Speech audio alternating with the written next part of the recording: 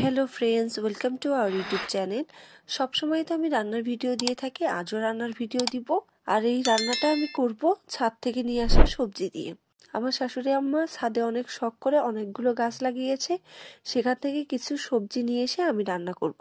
সাথে আরো অনেক কিছু রান্না করব, বাট আপনাদেরকে শুধু এই সবজিটা রান্না করে দেখাবো।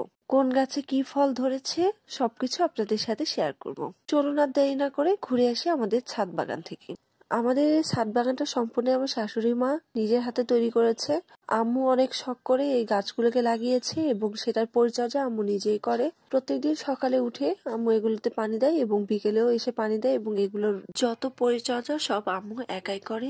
ঢাকা শহরের মতো একটা জায়গাতে যখন ছাদ বাগান করা হয়, এক্ষেত্রে কিন্তু অনেক পরিশ্রম। যারা করে থাকে তারা বুঝে যে এগুলোর মাটি নিয়ে আসা, মাটিগুলোকে প্রসেস করা এবং প্রত্যেকটা জিনিস সবসময় রক্ষণাবেক্ষণ, পরিচর্যা, এটার যে কতটা কষ্ট সেটা কিন্তু যে করে সে ছাড়া আসলে কেউ বুঝতে পারে না। আম্মু আসলে এই বিষয়গুলোতে খুবই যত্নবান। গাছগুলোকে পরিচর্যা করা, দেখা, সবকিছু আম্মু রক্ষণাবেক্ষণ করে। সাথে আমরা পরিবারের সবাই আম্মুকে হেল্প করে থাকি। আম্মু কিছু লাউয়ের পাতা কেটে নিচ্ছে, সাথে আমি দেখিয়ে দিচ্ছি। লাউয়ের পাতার গাছের সাথে কিন্তু আমাদের পেঁপে গাছ রয়েছে। আর এই পাশে এটা হলো টমেটো গাছ, এটাতে অনেক ফুল এসেছে। আর এইদিকে আরো একটা টমেটো গাছে অনেকগুলো টমেটো ধরেছে। আমি এখান থেকে কিছু পরিমাণে টমেটো নিয়ে নিচ্ছি, যেগুলো পেকে গেছে। মাশাআল্লাহ, অনেক টমেটো ধরেছে আমাদের গাছে। খুবই ভালো লাগে যখন নিজেদের গাছ থেকে টাটকা সবজি বা টমেটো বা যে কোনো ধরনের ফল উঠানো হয়। এটার যে একটা আনন্দ, ওইটা অনেক মজার। সাথে এই যে ফলগুলোকে টাটকা নিয়ে যে রান্না করে খাওয়া, এটার যে একটা আলাদা মজা এবং টেস্ট, এটা আসলে যারা করে কাজটা তারাই আসলে ভালো বুঝে যে এই রান্নাটা করে খাওয়াতে যেমন তৃপ্তি, তেমন কতটা সুস্বাদু এবং মজা হয় রান্নাটা। এই যে দেখুন, আমি কিছু টমেটো তুলে নিয়েছি।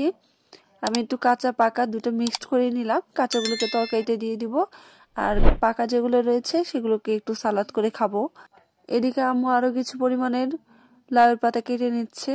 একটা গাছে দেখুন কতগুলো টমেটো ধরেছে, আলহামদুলিল্লাহ। ওই গাছে অনেকগুলো ফুল ধরেছে, ইনশাল্লাহ ওই গাছে অনেক ভালো ফলন আসবে। আমি একটু দূর থেকে দেখিয়ে দিচ্ছি একটা গাছে কত পরিমাণে টমেটো ধরেছে, মাশাআল্লাহ। যাই হোক, লাউয়ের পাতা আর টমেটো গুলো নিয়ে নিলাম। এটা হলো আমাদের সবেদা গাছ। সবেদা গাছেও কিন্তু প্রচুর পরিমাণে ফল আসে। এই যে দেখুন, অনেকগুলো সবেদা ধরেছে। এই পাশেও আছে, পাতার ফাঁকে ফাঁকে অনেক সবেদা ধরেছে। আরো কিছু সবেদার গুটি চলে এসেছে। এদিকে রয়েছে মরিচ গাছ। মরিচ গাছে এর আগে আমরা মরিচ খেয়ে ফেলেছি অনেকগুলো, আবারও ফুল এসেছে। এদিকে কিছু গাছ লাগানো হয়েছে, গাছের নামগুলো আমি বলতে পারছি না, সম্ভবত চিচিঙ্গা, ঝিঙ্গা এই টাইপের কিছু একটা লাগানো হয়েছে। আর সাথে রয়েছে করলা গাছ, ফুলও চলে আসছে মাশাআল্লাহ। এই পাশে একটা সিমের গাছ রয়েছে, সিমের গাছে অনেকগুলো ফুল চলে আসছে। কিছুদিন পরে হয়তো ভালো ফলন হবে। এগুলো কিন্তু পরিচর্যা করা অনেক কষ্টের, কিন্তু যারা এগুলো পরিচর্যা করতে ভালোবাসে তাদের কাছে এটা কোনো ব্যাপারই না, ভালো লাগার একটা কাজ। দেখুন কতগুলো সিমের ফুল এসেছে।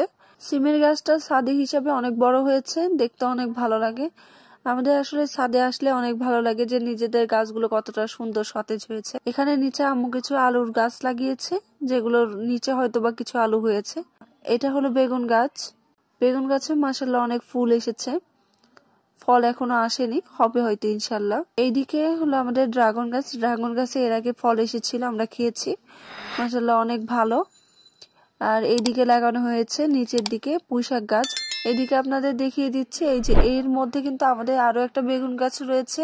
আম্মু বেগুন গাছ থেকে বেগুন গুলো তুলে নিচ্ছে আর সাথে কিছু পাতা ছাঁটাই করে দিচ্ছে যাতে আলো বাতাস ঠিক মতো আসে। এই যে দেখুন, এটা হলো বেগুন গাছ। এই যে এই পাশে এখান থেকেই 3টা বেগুন নেওয়া হয়েছে, আর বাকিগুলো এখনো ছোট, এগুলো হতে থাক। এই একটা টবে কিন্তু আমরা অনেকগুলো গাছ লাগিয়েছি, দেখলেই বুঝতে পারবেন যে আমরা টমেটো গাছ, বেগুন গাছ সব লাগিয়েছি একটা টবে। এইটা হলো পেঁপে গাছ। পেঁপে গাছের পাশেই কিন্তু আমরা লাউ গাছটা লাগিয়েছি। এটা হলো আলুর গাছ, এখানে কিছু আলু লাগানো হয়েছে। আর এই পাশে এটা হলো ড্রাগন গাছ, ওই ড্রাগনের চারা থেকে এখানে কিছু ড্রাগন গাছ লাগানো হয়েছে। এগুলোরও মোটামুটি ডাল হয়ে গেছে। এই তো ছাদ থেকে এগুলো তুলে নিয়ে যাচ্ছি। কিছু বেগুন, লাউ পাতা, টমেটো, ভাবছি একটা সবজি করব এগুলো দিয়ে, আর আপনাদের সাথে শেয়ার করব। এখান থেকে দেখালে যতটুকু আমি দেখাচ্ছি পুরোটাই আমাদের নিজেদের ছাদ বাগান। প্রত্যেকটা গাছই কিন্তু অনেক সতেজ এবং সুন্দর।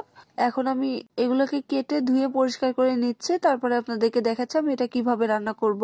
এই তো সবজিগুলোকে কেটে নিয়েছি, টমেটোগুলোকে আমি কিউব করে কেটে নিয়েছি, আর সাথে নিয়েছি শুধুমাত্র আলু। এখন কিছু পরিমাণে পেঁয়াজ দিয়ে দিচ্ছি, আর কিছু পরিমাণে মরিচ দিয়ে দিচ্ছি।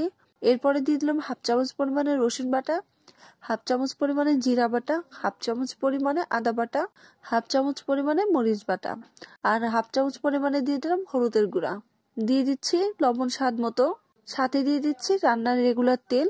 আমি আপাতত 2 চামচ দিয়ে দিচ্ছি, মাখানোর পরে আরো 1 চামচ দিয়ে দিব। আপনারা আপনাদের মতো করে দিয়ে নিতে পারেন, কোনো সমস্যা নেই।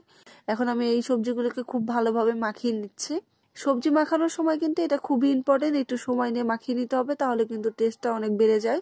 শীতের সময়টা মানেই সবজির সময়, যে কোনো সবজি খেতে অনেক ভালো লাগে।